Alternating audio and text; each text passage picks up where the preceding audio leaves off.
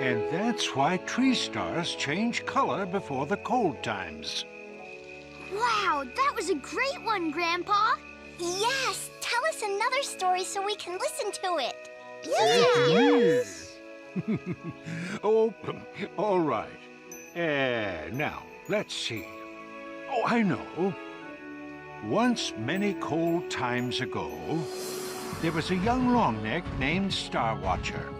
Every night, he climbed to the top of a hill to look at the sky stars.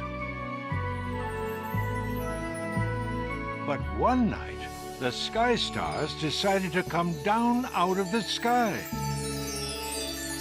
They wanted to take a look at the Longneck, who was always looking at them. The sky stars said hello to Star Watcher and asked if he would like to visit them up in the sky.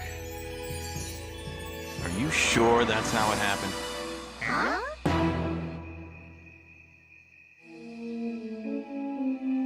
I'm not so sure you're telling that story right.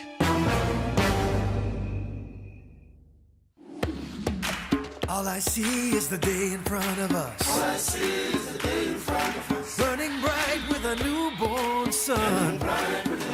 Come follow me.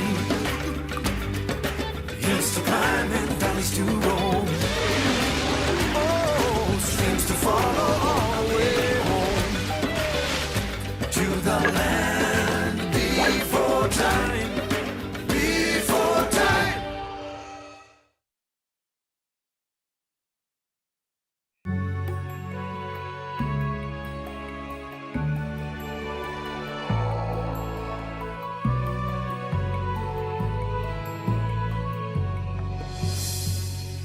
I think you must be forgetting the stories in your old age. Sorrow, is that you? It's me, all right. I thought I'd never find you. I can't believe it. After all this time, I'd given up hope. I never gave up. Like green food in cold times. It may shrink away, but it will always grow back. Grandpa, who is this? Children, I want you to meet an old friend of mine. His name is Sorrow. It's a pleasure to meet you all. But who's this? A Sharptooth? That's Chomper. He was hatched by Littlefoot. And now he's living with us. Yeah. I want to learn how different dinosaurs can all get along. Well, you couldn't have found a better teacher. It was good to hear you tell one of the Longneck stories again. Grandpa's great at telling stories. Oh, I know. Your grandpa was a great story speaker. Story speaker? What's that? A story speaker would travel the land, telling the great Longneck stories to all the Longneck herds. And you were a story speaker, Grandpa? Your grandpa was one of the finest story speakers ever. I tried to learn every story I could from him. Oh, well, I just wanted everyone to remember our important past. Me like stories. I do too, I do. Yeah, Grandpa, Sorrow, could you tell us one of the great Longneck stories? Please. Well, I think we might be able to remember a story or two. Now, who knows how Longnecks got their name? Oh, it is because they have long necks. Yep. Everyone knows that. But did you know that Longnecks didn't always have long necks? They didn't? Many cold times ago, before you or I had hatched, Longnecks had short necks. Back then, the trees were very short, so they could eat tree stars from the top of the trees.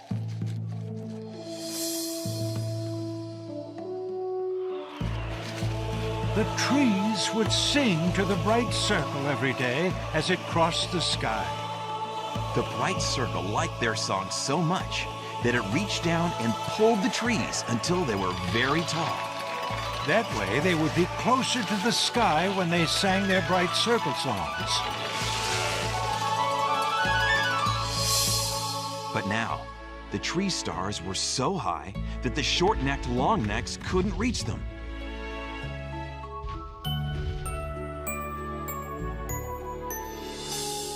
That night, the night circle felt sorry for them and reached down to comfort them. The light made them feel better. And so, they lifted their heads up to get closer to the night circle.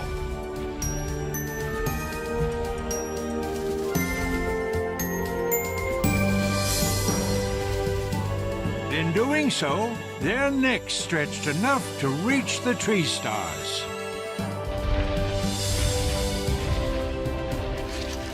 The kindness of the night circle helped us become longnecks.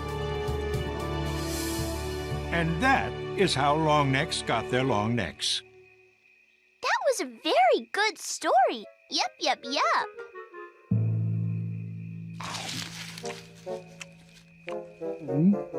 Looks like talking about tree stars made Spike hungry.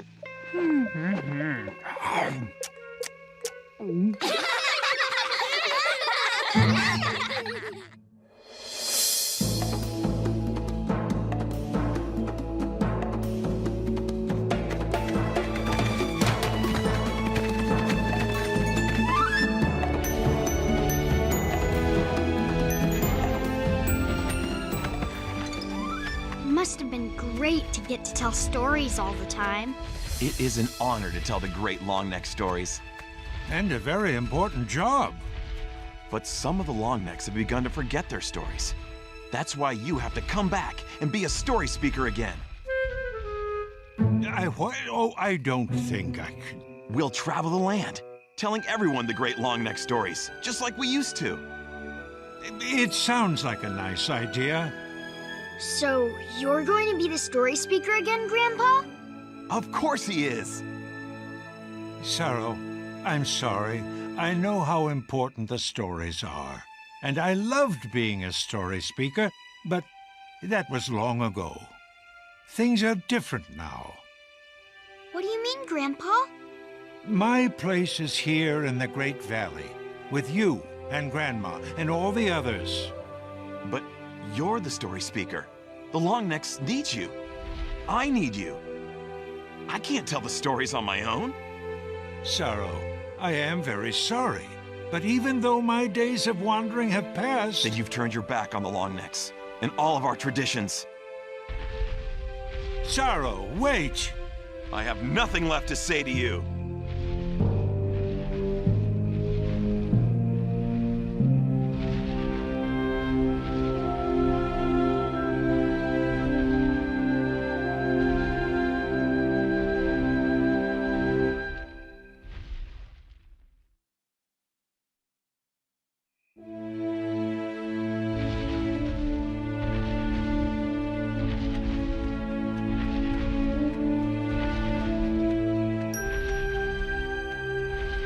Grandpa, are you okay?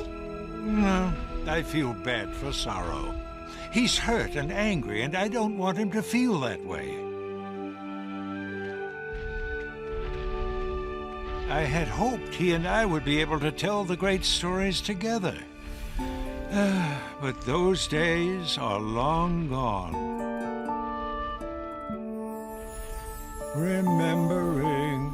Remembering is a kind of a funny thing. It makes me think of time gone by. Friends are made by saying hi. Thoughts I'll always hold dear. Remembering makes reappear. But even when the thoughts are sad, I'll always have remembering. My remembering.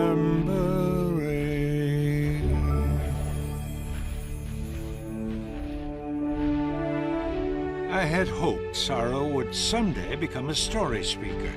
He knows the stories as well as I ever did. Why didn't you tell him? Well, I never had the chance, and now Sorrow's too angry to listen to me. Well, it's sad, really. I've already begun to forget some of the Longneck stories. I can't let the Longneck stories be lost.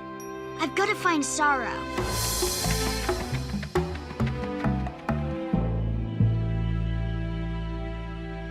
Uh-oh. Sorrow's footprints lead out into the mysterious beyond.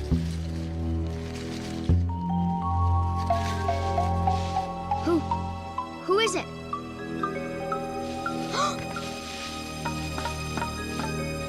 Come on out. I'm not scared of you. Why would you be scared of me? Oh, Chomper. I was just... What are you doing? I'm following you. What are you doing? I'm following Sorrow's footprints. I have to bring him back. Grandpa wants him to be the new story speaker. Wow! Then you're gonna need my sniffer, so you can find him fast.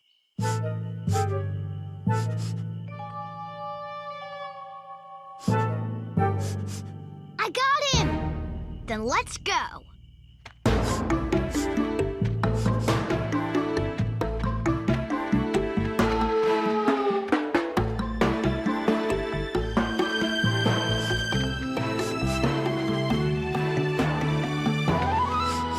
He went into the fast water. Wow. It looks big. Maybe to us, but Sorrow's a full-grown Longneck. He could just walk across. Maybe we can walk across too. See? It's not that deep. Whoa! I think it might just be a little too deep for me to walk across. It might not be too deep for me. See? Can I get a ride? Sure, hop on. Thanks.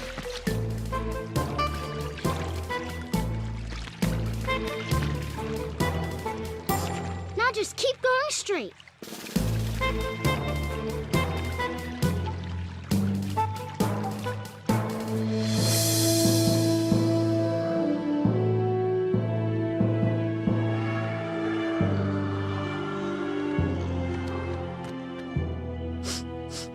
A big long neck like Sorrow probably just stepped right over this ledge.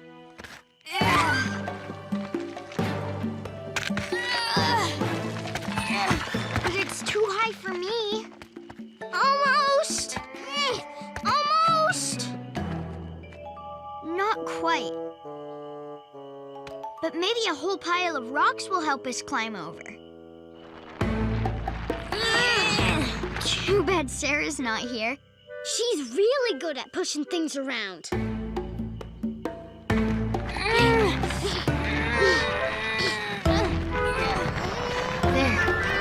That should do it. Let's give it a try.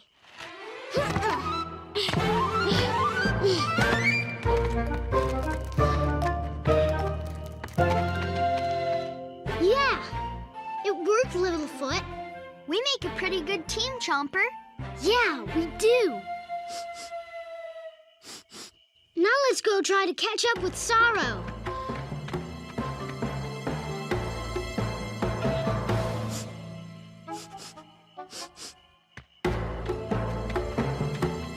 His smell is getting stronger.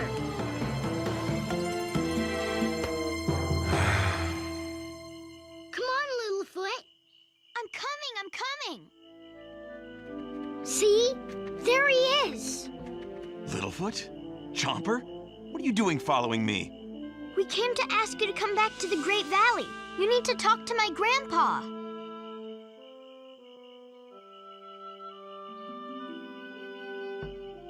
I don't have anything more to say to him. Why are you so mad at Littlefoot's grandpa? If he doesn't come with me to be the story speaker, all the great stories will be forgotten.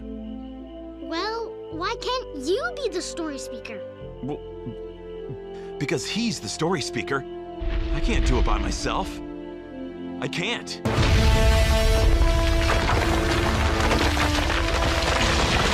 Look! Sliding rocks!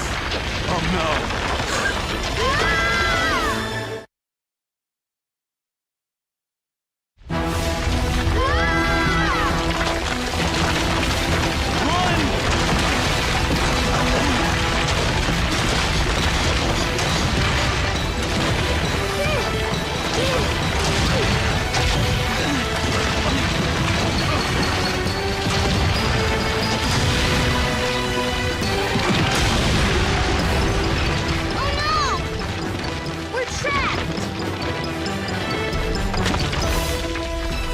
Get on!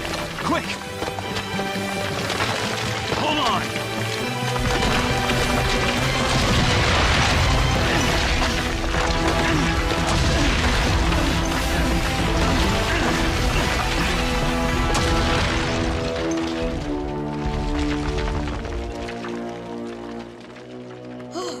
Thank you, Sorrow. You saved us. You shouldn't have followed me. Those rocks are now blocking the way back to the Great Valley. Oh no, we're trapped. What are we gonna do?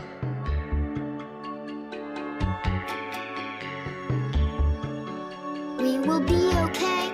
Maybe we can climb over. There's no way.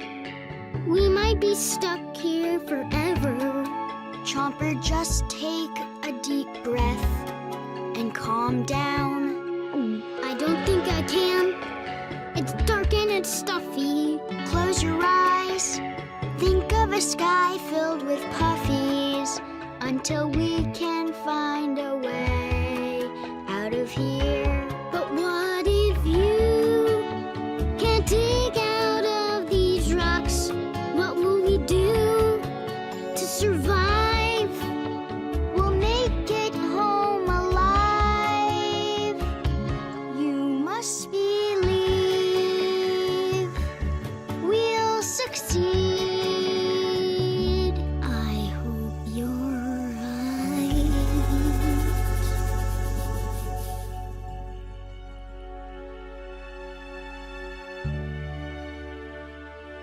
Say, did your grandpa ever tell you the story of Tall Stepper?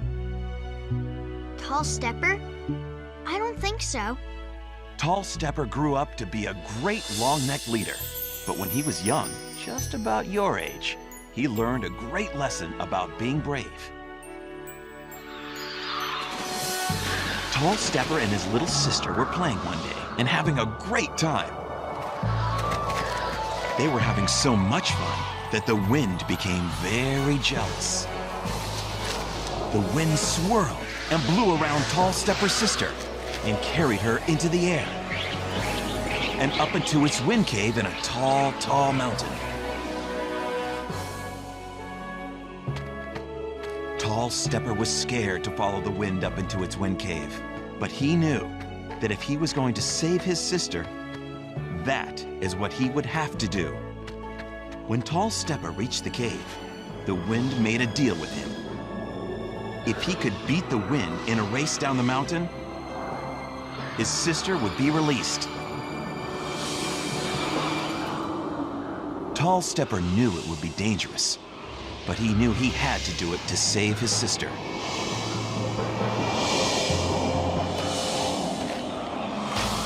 No one had ever beaten the wind before. But Tall Stepper found the courage he needed to race faster than any Longneck before him. Because Tall Stepper found courage when he was afraid, he was able to beat the wind down the mountain.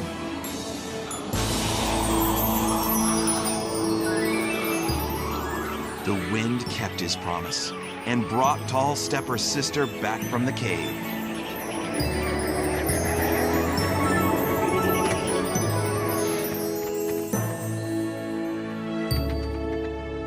Tall Stepper grew into a great leader. And whenever he needed to be brave, he remembered how he once had the courage to beat the wind. And sometimes, when I need courage, I think of Tall Stepper too. Wow. Thanks for telling us that story, Sorrow. Yeah. I feel better now. Littlefoot! Littlefoot! Grandpa? Littlefoot! Yeah, I hear him too. Grandpa? Grandpa? Littlefoot, me find you. Petrie! What are you doing here? Me find them. Everyone, over here.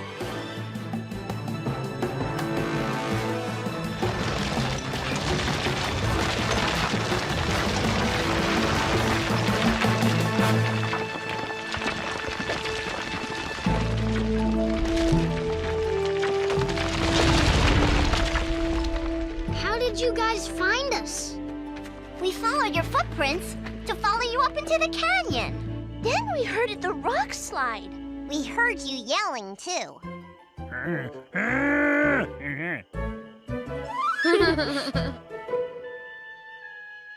Sorrow, there's something I want to talk to you about. About what I said earlier? I'm sorry about that. No, Sorrow. I think you should be the new story speaker. Me? But I can't tell the great stories without you. But Sorrow, you told us a story. The one about Tall Stepper. We were really scared, but your story helped us feel a lot better. You see, Sorrow, you saw a chance for one of the great stories to teach something important at a time of need. That's what a good storyteller does. That's what a story speaker does. So, you really think I'm ready to be a story speaker? I know you are. Me too. That's right. I just wish I had told you earlier. I don't know what to say. I thought story speakers always had something to say. Maybe you're right. In fact, this reminds me of the story about the very first story speaker. Her name was First Voice. One day, First Voice came upon a great cave. But when she walked into the cave,